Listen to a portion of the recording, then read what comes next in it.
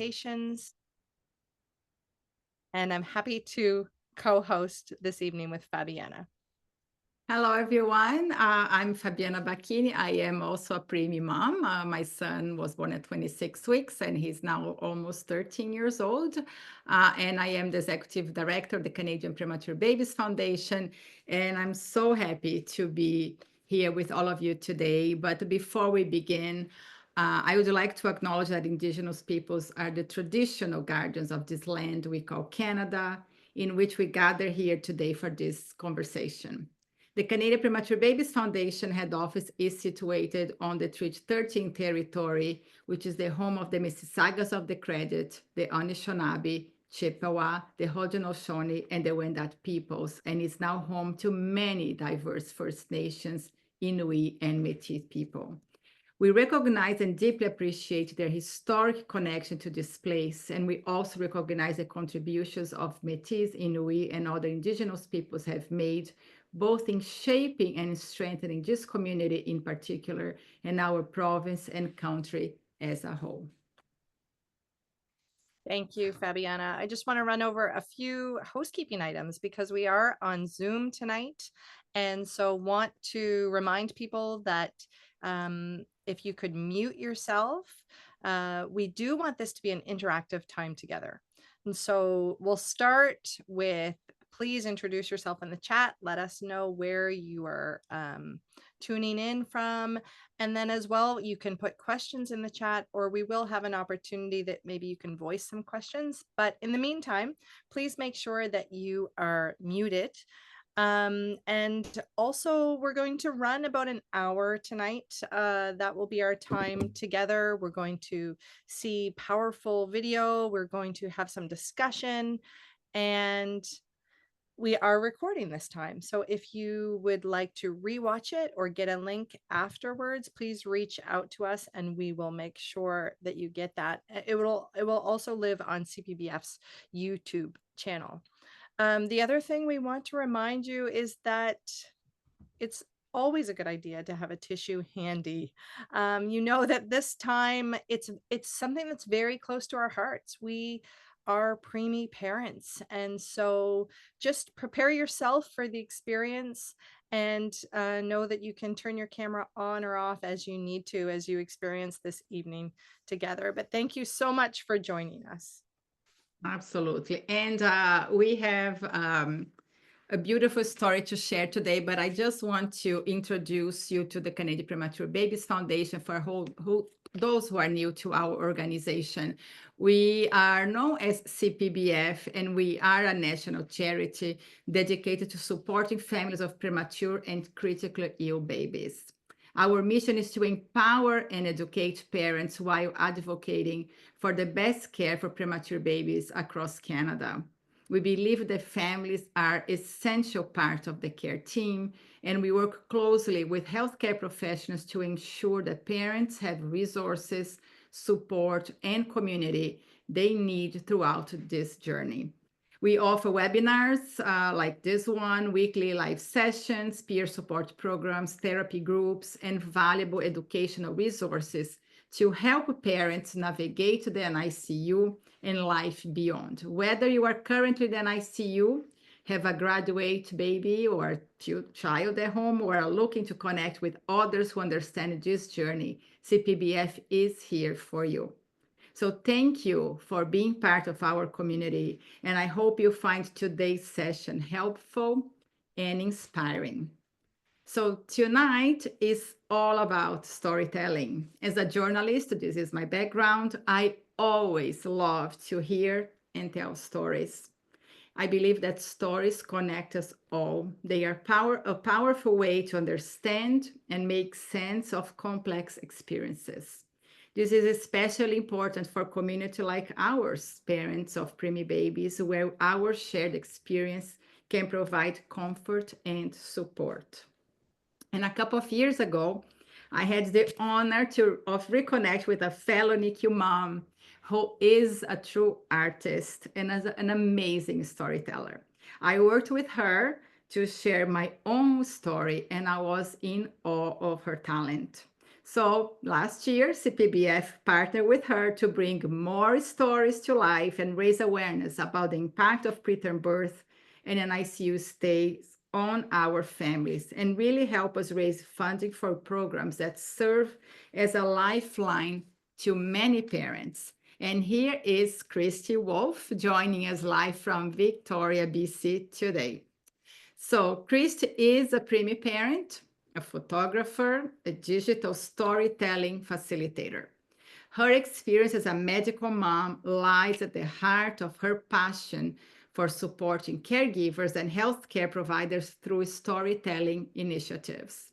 Her lived experience as both a family caregiver, a peer mentor, and an advocate for mental health has led Christy to the work she does today. She's a common language trained digital storytelling facilitator who works with individuals and organizations to create stories of impact. Christy lives in Canmore, beautiful Canmore, Alberta, Canada, with her husband and 2 sons, and shares her family's medical story in hopes that others can see that they are not alone, which is so aligned with what CPBF does. So Christy, welcome tonight, and thank you so much for joining us today. I know you are not at home, you are somewhere else in Canada, and I'm so grateful that you took the time to be here tonight. Thank you, Fabiana. And thank you for that beautiful introduction. Fabiana, I'm so glad you mentioned that you have also created a digital story. I know that another person on the call tonight has as well. So Pam's also created a digital story. And it always adds to the conversation when we have multiple people who have had this experience of creating a story as well. I do want to mention that Fabiana is actually going to be on the co-created podcast with me talking about digital storytelling, and I'll share that link with Canadian Premature Babies Foundation as we get closer to launch for that. But tonight we're talking about Petra's story. So Petra has very recently created her story, and I'm going to do our formal introduction of her right now. So I'm going to read a little more information about her. Petra James is a mom to 3 amazing girls. Her last baby was a preemie born at 28 weeks. She's about to turn 3 years old and thriving. Petra navigates a blended family dynamic with large age gaps between children, being 21, 7, and almost 3 actual age. Petra is also a practicing somatic therapist and coach for women. She has extensive training and background in trauma therapy, craniosacral massage, and body-oriented psychotherapy.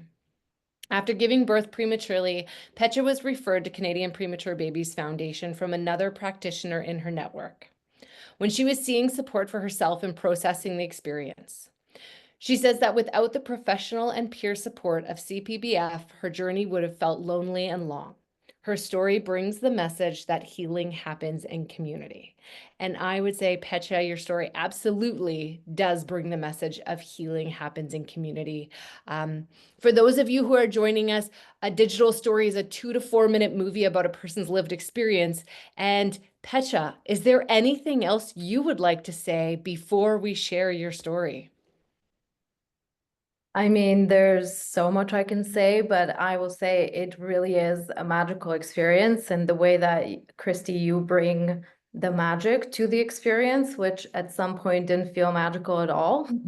Yeah, it's a beautiful process. I'm really happy that we did it. I'm so happy that we get to share the story now. And part of the reason why I wanted to do the story, we'll probably get into it a little bit more, but I was truly committed to move through the healing with community at the time it was happening. I didn't want to wait 10 years and then tell the story. So yeah, we did it I'm now. so glad you took the time to spend this. I mean, for people that have not created a digital story or don't know very much about it yet, it's about 16 to 20 hours of time in that story. And so Petra put that together for the Canadian Premature Babies Foundation, looking back at her experience, and it's really incredible. So the things I want you to think about as you're watching the story is remembering that this is a personal story. And that things like the voiceover might stand out to you, images might stand out to you, music, the way editing techniques are used to support the storytelling, all of those things might be pieces that jump out. So as you're watching, I know Leah's getting the story set up for us right now. As you're watching, I just want you to really think about what resonates for you personally in this story. Pecha, thank you for sharing this with us. Thank you for having me here.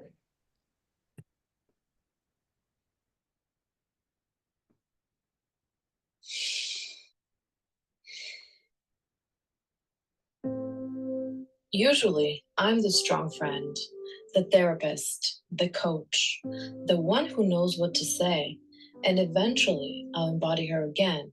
But for now, I'm the one needing support. Never in a million years would I have imagined that being a preemie mom would be part of my journey. I have supported women pre and post pregnancy for years, witnessing the rich plethora of birth stories and experiences. And then I'm in preterm labor, birthing my sweet star child at 28 weeks. Just like that, my life changed. I made it my full-time job to be there at the NICU, to be present every day. And all of a sudden, I was one of them, one of her healthcare team, but the nurses called me mom. In the midst of this traumatic time, we, as a family of 5 now, had to tap into grace and faith, presence and trust, deeper than we ever knew before. It strengthened our bond. We knew we needed each other, and most importantly, our star needed us. If there's one thing that I'm good at, it's being able to regulate my own nervous system. I've been learning and teaching this for years, but I had to practice this again for myself. I had to learn how to nurture my baby outside of my body for my entire 3rd trimester. I know that for my children, I'm the tuning fork. They resonate with my vibration. They tune up to my frequency. That's how we co-regulate. Making space for all the feelings in real time and allowing everyone the time and space to process, especially the kids. It's so important. I believe that this is how drama gets stored in the body, when it's not processed and not allowed to be fully experienced and expressed. While I know this, I needed someone to hold that space for me. Not just anyone, but someone who has walked the path, who understands. I found this in community through the Canadian Premature Babies Foundation. To the mom going through it now, you don't have to do it alone. We all go through the same emotions for different reasons and maybe at different times.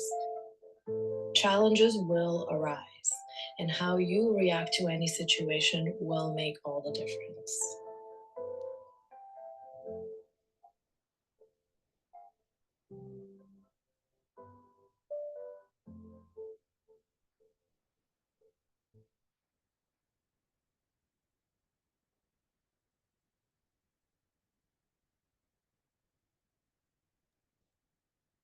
So something that we often do is just raise your hands. I see some people putting hearts in, just a snap. It's really vulnerable to share a story. And Pecha, thank you so much for taking the time to do this with us and for having a conversation today. So I'm going to start by asking anybody who's able to come off or like to put on their cameras so that we can have a bit of a conversation. We're going to be talking about what resonated with you in Pecha's story. If you're not in a position to come off of and bring your camera up, you could always write in the chat. But we'd really love to just hear what resonated for people as they were watching that story. And Pecha, I'm going to start with you as people kind of gather their thoughts. How did it feel to watch your story with a group of people who have likely had a similar path?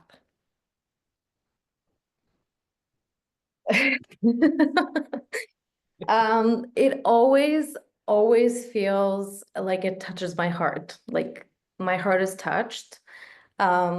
I feel proud.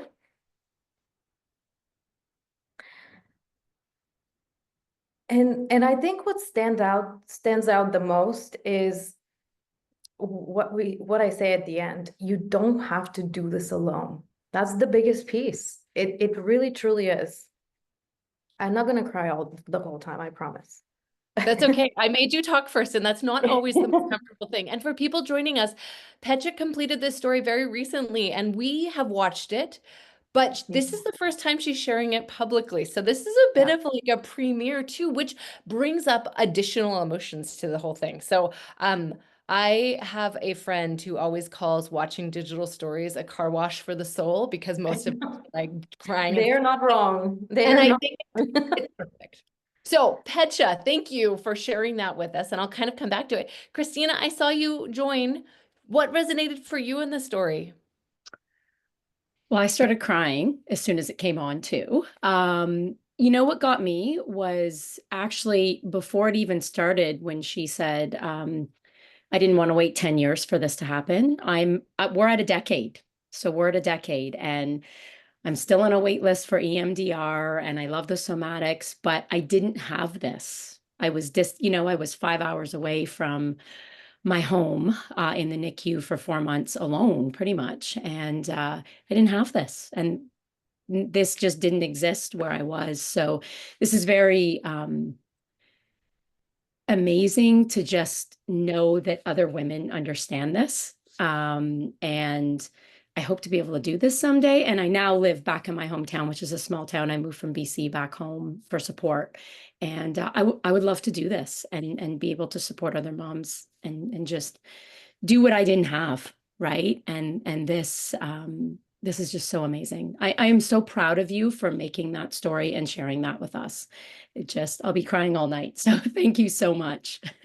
Thank you. I'll be crying too all night. I have 2 boxes of tissue. And you know what? At this point, the crying, I feel like I am learning even more how to just let it happen. Like I don't even try to stop it. Because there's no point. Like, why wouldn't you wash your soul or car wash your soul or whatever that is? I'll just add, you think it's done. Like you really think I'm a decade out and you see that and you realize how that's embedded in you, right? So it's very special to gather with women of newbies to decades to how many of us, and you just, as a somatic therapist, you would understand that it's in us, right? And so I think there needs to be so much more for us there to process in real time. Somatics there would be amazing. So anyways, beautiful. Thank you. Thank you. Well, and Pecha, what did that bring up for you? Hearing somebody who's 10 years out, you're 3 years out, that experience of creating the story and going back to those moments, right? You're 3 years away from it now and spending time creating that story, finding the images that you wanted to showcase for it. What was that like? Well, it was to hear Kristen say this. It kind of almost like confirmed to me what I already knew, even going through this journey while we were in it. I didn't know what was going to happen, how it was going to happen, what was going on even. One thing I did know though is we were going to be processing this, whatever this is, right now in real time. And for me, actually, part of that motivation was my other child. I'll be fully honest. She was 4 at the time.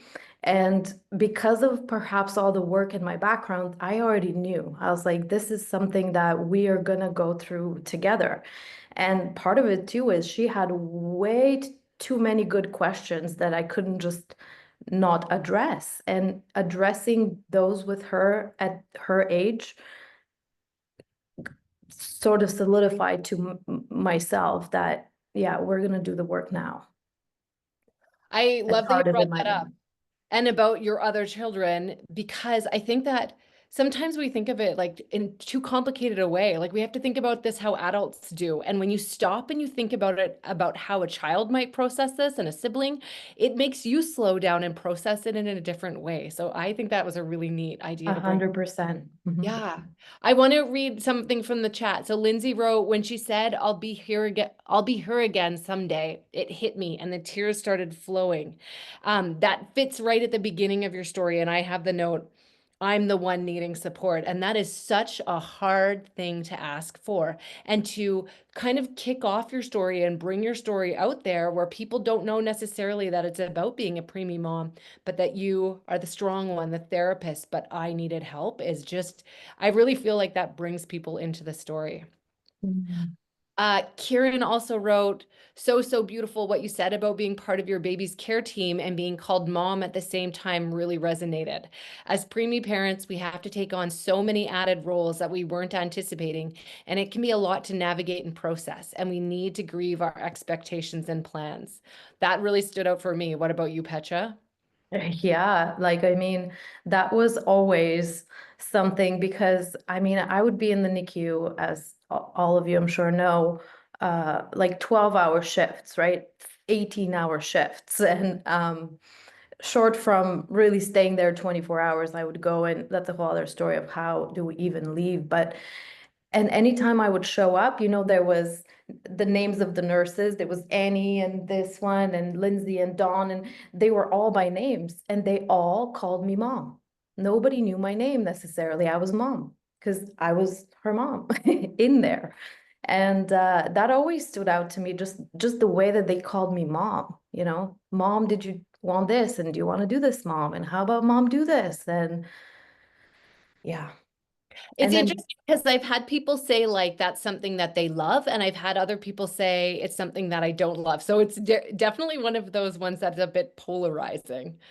yeah, I don't not love it or love it. Like, it wasn't necessarily charged. It was just such a moment of noticing Yeah. that I'm mom, you know, but I'm also the caregiver. And towards the end of our almost 4 month stay, I could do everything the nurses could do for her.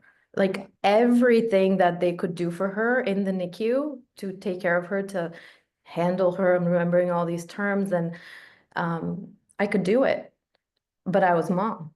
I wasn't the nurse by name. Oh, I love that. Karen, I see your hand up. Hi, can you Welcome. hear me? Uh-huh. The part that stood out to me was that having been an experienced caregiver and understanding the physical mechanics of trauma and stress and regulating that bodily and just being an expert in delivering care, it's still so different when you're on the other side receiving care, when it's your baby in the incubator. And it really emphasized how being the family in this scenario is a unique hardship. Like, hardship's not even the right word for it. Nothing can really prepare you for that. And it's different than witnessing. It's different than caregiving for people who are going through that. It's such a personal and unique trauma.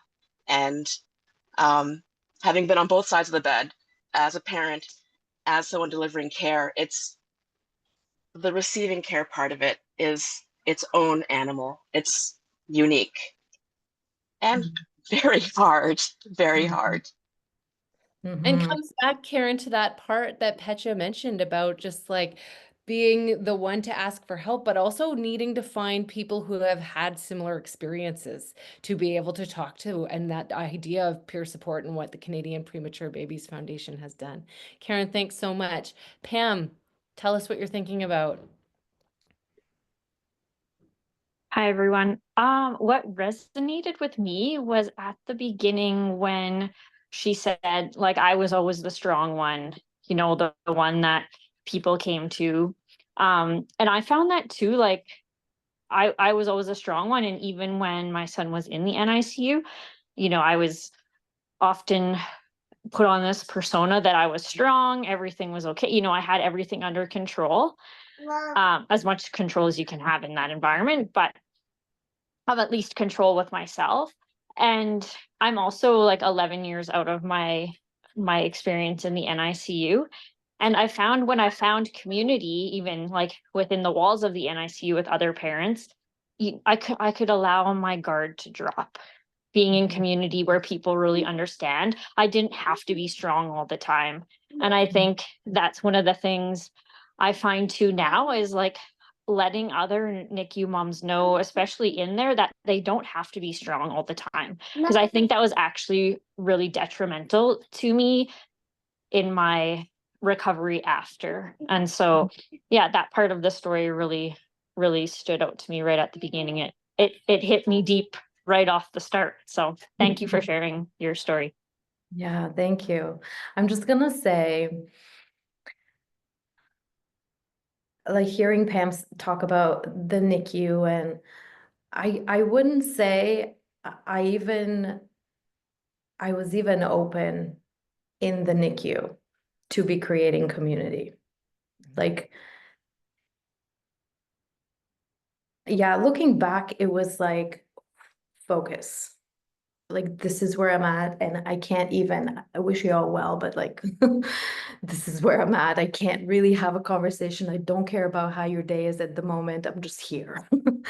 And not that I don't care, you know what I mean? But it wasn't on my radar.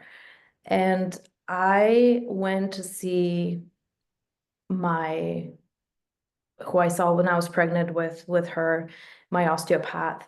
And I went to see her actually she came to see us because we were having an issue in the NICU with her feeding and so on. And she came to see us and she said, I have a friend. She has this group.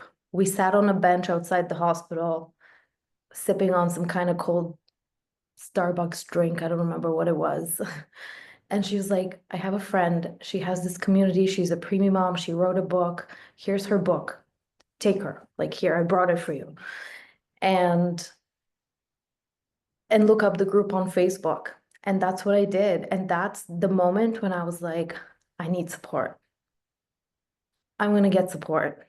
What? They're in Toronto? You got to be kidding me. I'm going to get support.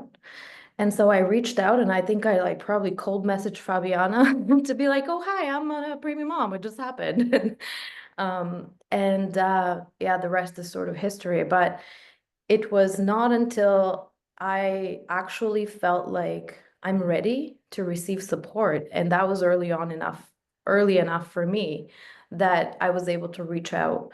And I guess I could speak more to what kind of support. Because again, I know, even though that was an experience I never knew anyone who had been through this. And so as the strong friend and the therapist, even my friends and family didn't know how to support me through this. Like, nobody had even known they didn't even know what to say. And like, how are you doing? Don't ask me how I'm doing. That's the last thing. Please don't text me and ask me how we're doing.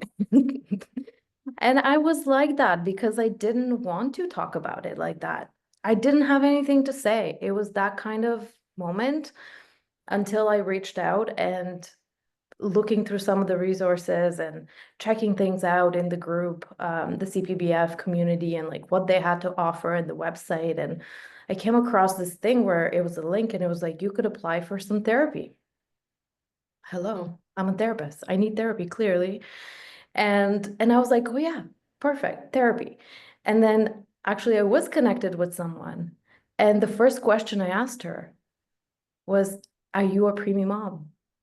And she said, no, I've worked with many. And right off then I said, thank you so much for your time, but it's not going to work out because I don't need a therapist. I have 3 different types of therapists. I need a preemie mom who knows the journey. And so that's how I was connected with someone. And that was the best, however many sessions we did together. And I got to hold my baby and we did it virtually, and she was there and we shared stories and we cried like every session. And it was the most healing thing to connect with someone who actually had the experience, not the same as me, their own, who could hold the space. Thank you, Petra. That's exactly how I felt as well. We are 12 years out of our NICU experience, and thinking back to the peer support piece of both having, at the time, it was like a coffee chat group that they ran, and then coming in later as the peer support, like it made a difference even for me processing our story later. And so that's incredible that CPBF does that. Fabiana, I know you had a question to ask about sharing stories. Yes, well, I'm 12, almost 13 years out, and I just love your story and the way you tell your story. But I also feel like telling stories is such a way of healing and making sense of our journeys and our story, reflecting back on what happened. Because for me, it was a lot of writing that makes me reflect on my journey, what happened, and process. So I want to ask you, how was this process for you of actually putting the story together about your journey?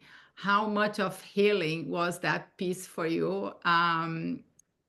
Because we give this platform to a lot of parents to come and share their stories, because I believe in that, how important it is. And Leah can share, because Leah is also a storyteller, professional storyteller, and Christy. So this is part of our belief. So that's why we put this out from CPBF, but we bring parents and we hear from parents. This is so great that others are sharing the stories. But I want to try to understand a little bit of your process of putting together in this digital format, and now going to spread to the world your journey, and being here tonight for the first time, watching with other people, having, seeing our reactions to your story.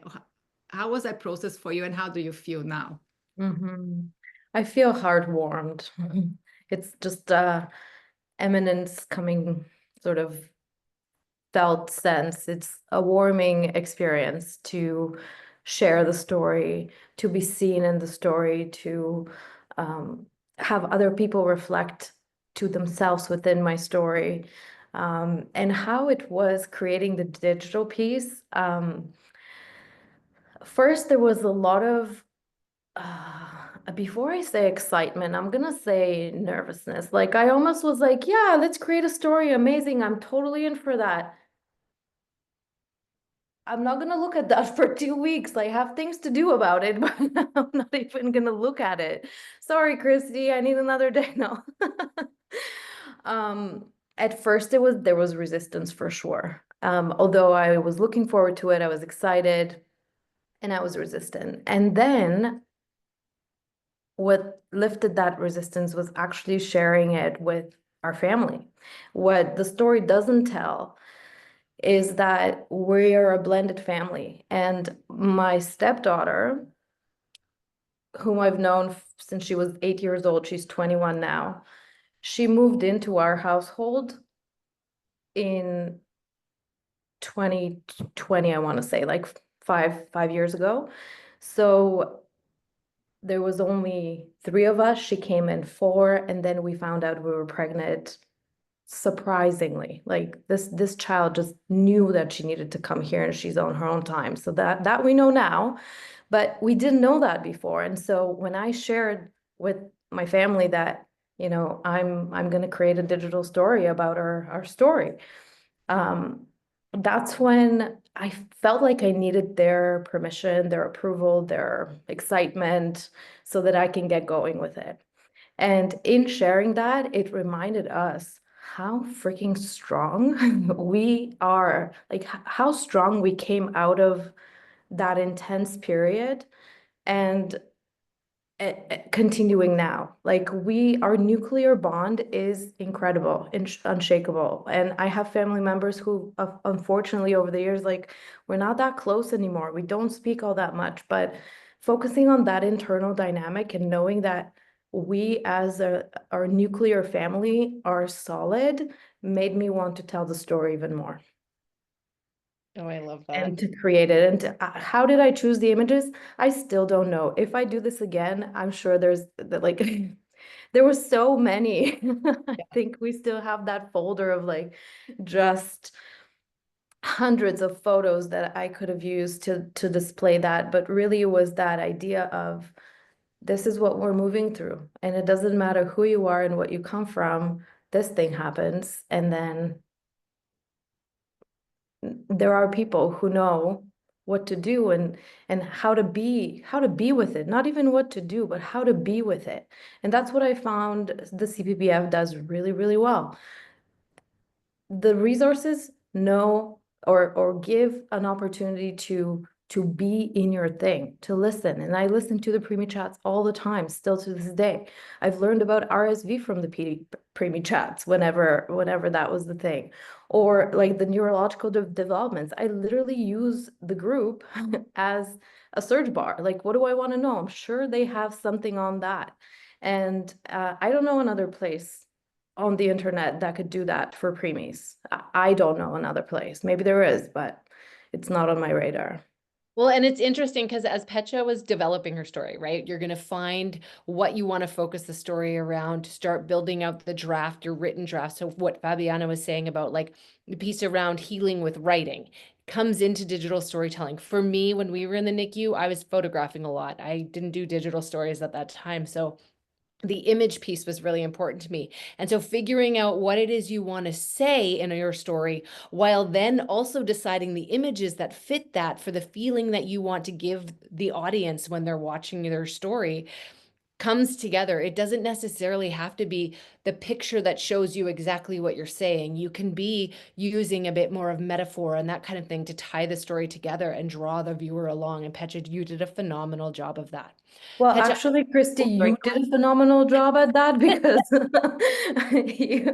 I just have to give you that woof back because you really did a phenomenal job putting what I had given in a story form and also a whole Google Drive of imagery to actually create the thing that really represents exactly what I wanted to say.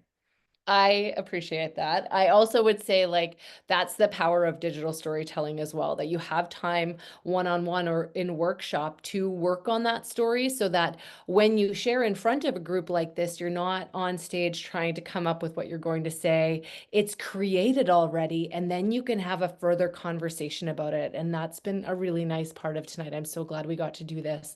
I want to ask you one last question. Fabiana had tried this. She'd created her own digital story. She wanted something to come from Canadian Premature Babies Foundation. And why did you say yes to doing a story for them? What brought you into that?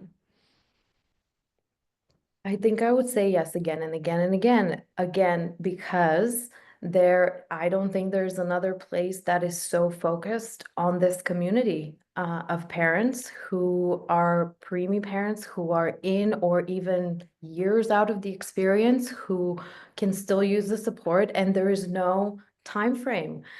Just to kind of piggyback on the what we said before, like whether you're 10 years or 3 years, the trauma will always live.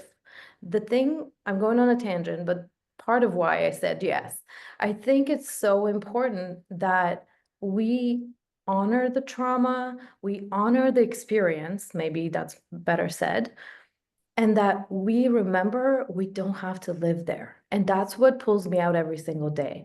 I don't have to live there. I don't have to relive that. I can focus on this incredible child, human that is with me.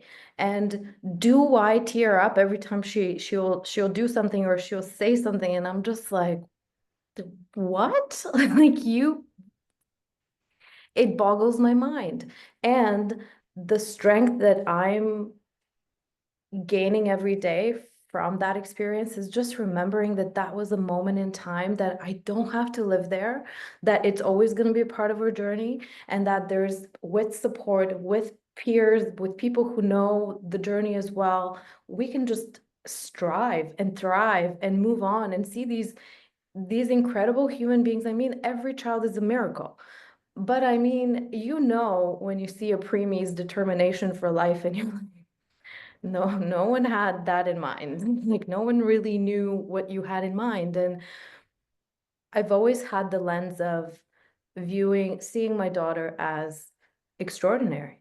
You're extraordinary. I don't know how, but you're extraordinary. And so when I had the opportunity to say yes to this, one, of course, we want to tell the story, but two, I want to, with all of my might, support this community, this drive, this foundation, like in any way that I can be a part of that support, I will, of course, because I gained so much out of it. And I know that the organization is doing amazing things for all the parents out there. So I'll say yes over and over on that one. Well, I have to say you're extraordinary. Thank you so much for sharing this story with us.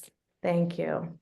Thank you both, Christy and Petya, for sharing. This was such a gift for us this evening. I think not only sharing your story is a huge gift, as we've said and heard, but also creating the space.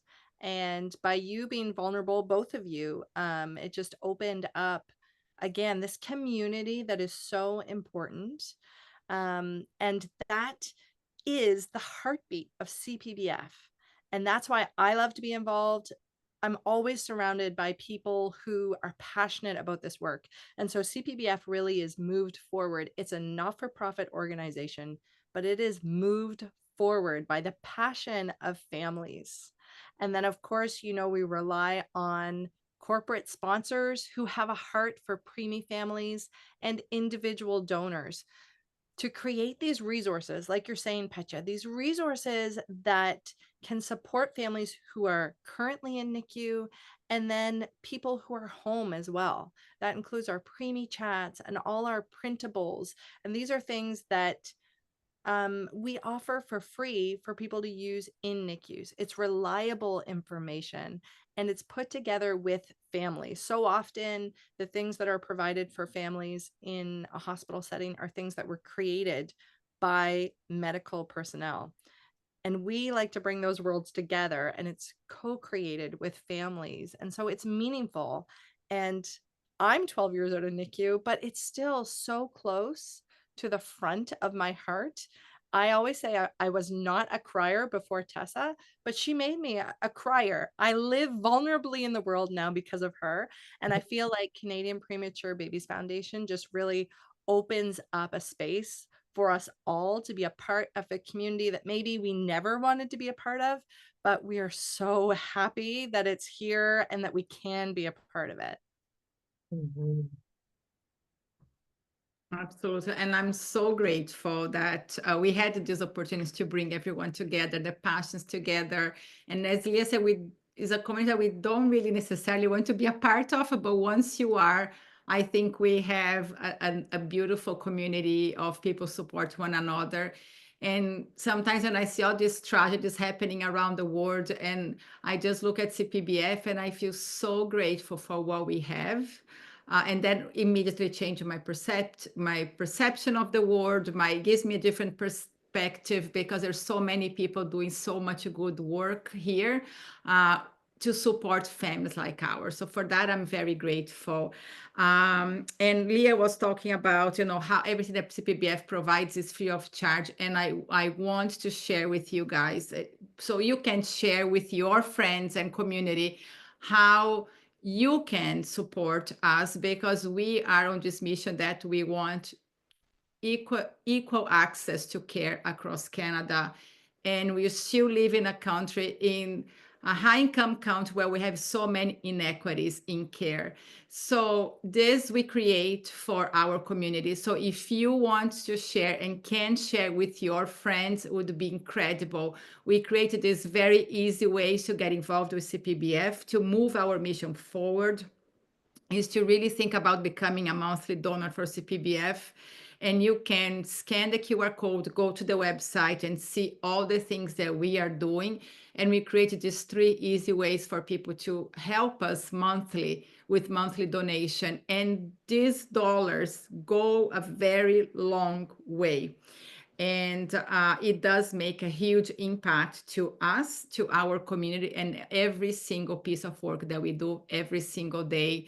And I have to tell you, it's nights like tonight that reminds me why I do what I do, why I work many hours a day, is because there are families who actually need support. There are people who are coming after us. And if you are new to this journey and you see Leah, Christy, we're all 10 plus years in our journey, but I can certainly say that we want families coming after us to have perhaps an easier path, or a path where they feel more supported than we did many years ago.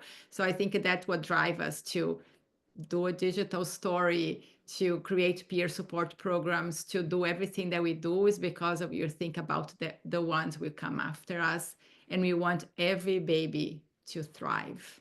So please consider going to our website, have a look at what we do, and please share with your friends how they can support CPBF monthly. So back to you, Leah.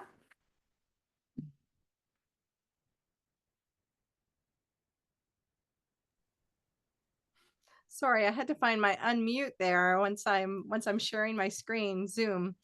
Yeah, I love this quote from Helen Keller. You know, alone we can do so little, but together we can do so much. And so this evening, like Fabiana said, it was impactful and special for us all to come together and to even experience peer support real time as we're here and sharing. And so just want to remind everybody, and Petya, you probably know this more than any of us, that after we have an experience that's emotional and that it is talking about our stories and that it is vulnerable, that we want to go easy on ourselves this evening and into the next couple of days. You may feel kind of the impact of our time together. As beautiful as it is, it also can take a toll on our physical and emotional and mental well-being. I see you unmuted there, Petya. I was just gonna say the vulnerability hangover. It's about to hit. Yes. So we just wanted to thank you all for joining us here tonight, and wanted to thank Christy and Petya again for this gift you've provided for CPBF. And Christy's website is on the screen there, as well as our website. So again, you can revisit this. We've recorded our session tonight. So I invite you to explore both websites and to consider how you fit in with Canadian Premature Babies Foundation community, because there is space for you, and we're always looking at expanding so that we can support people on their journey, whether they're in NICU, after NICU, or like many of us, well after NICU. It's still such a beautiful community to be a part of. So thank you, everybody, for joining us here tonight. Thank you. Thank you very much. Thank you, everyone, for being here.